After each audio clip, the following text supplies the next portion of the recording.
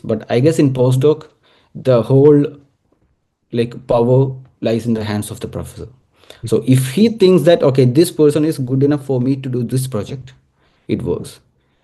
Because we are already established as like doctors. ഞാൻ ഒന്നും കൂടി എന്നെ ഇൻട്രൊഡ്യൂസ് ചെയ്യാം. ഞാൻ വിഷ്ണു. ഞാനിപ്പം കറൻ്റ്ലി ഒരു പോസ്റ്റ് ഡോക്കാണ്, മേരി ക്യൂരി ഫെല്ലോ ആണ്, TU ബെർലിനിൽ, ജർമ്മനിയിൽ. ആൻഡ് ഒരു പോസ്റ്റ് ഡോക്കിന് അപ്ലൈ ചെയ്യുമ്പം രണ്ട് രീതികളുണ്ട് ബേസിക്കലി. ഒന്ന് യൂഷ്വലി ഒരു അഡ്വർടൈസ്മെൻറ്റ് കണ്ട് നമ്മൾ ചെയ്യുന്നതും, രണ്ടാമത് നമ്മളൊരു ഗ്രാൻഡ് എഴുതി ചെയ്യുന്നത്. ഇപ്പം എൻ്റെ കേസിൽ ആദ്യത്തെ ഒരു അഡ്വർടൈസ്മെൻറ്റ് ത്രൂ ഞാൻ കണ്ടതും, എൻ്റെ രണ്ടാമത്തെ പോസ്റ്റ് ഡോക്ക് ഒരു ഗ്രാൻഡ് എഴുതിയിട്ടാണ് ഞാൻ വന്നിരിക്കുന്നത്. സോ ഈ രണ്ട് മെത്തേഡ്സാണ് യൂഷ്വലി ഉള്ളത്.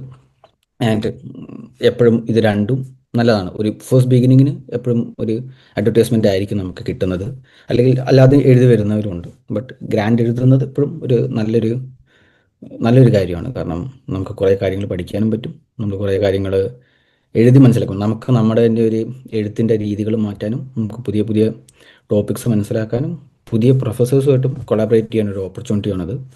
സോ അതൊരു നല്ല വേ ആണ്.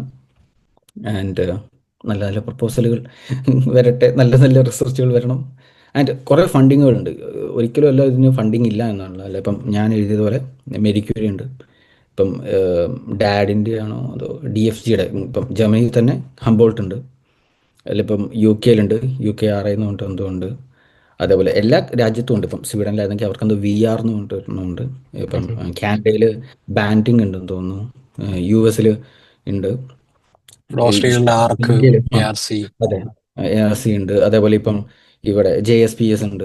സോ മേ ബി നമ്മൾ ഫസ്റ്റ് ടൈം നമ്മൾ അപ്ലൈ ചെയ്യുമ്പോൾ നമ്മൾ വിചാരിക്കും ഓക്കെ ഇത് കുറച്ച് വലിയ സംഭവമാണ്, മേ ബി നമുക്ക് കിട്ടില്ല എന്നൊക്കെ തോന്നും. എന്നോടും പലപ്പോഴും പറഞ്ഞിട്ടുണ്ട് അതുപോലെ നിൻ്റെ പ്രൊഫൈൽ ഇപ്പോഴും സ്ട്രോങ് അല്ല, മേ ബി ഒരു മേരി ക്യൂരി അപ്ലൈ ചെയ്ത് കഴിഞ്ഞാൽ ചിലപ്പം റിജക്റ്റ് ആവാൻ ചാൻസ് ഉണ്ടെന്ന് ആൾക്കാർ മുഖത്ത് നോക്കി പറഞ്ഞിട്ടുമുണ്ട്.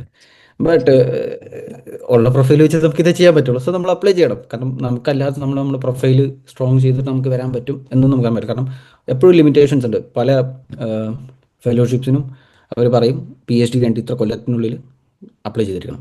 ഒരു സമയം കഴിഞ്ഞ് കഴിഞ്ഞാൽ നമുക്ക് പറ്റത്തുമില്ല. സോ എല്ലാം PhD കഴിയുന്നവരുടെ പ്രൊഫൈൽ ഒരു ലെവലിലായിരിക്കും ഉണ്ടാകുന്നത്.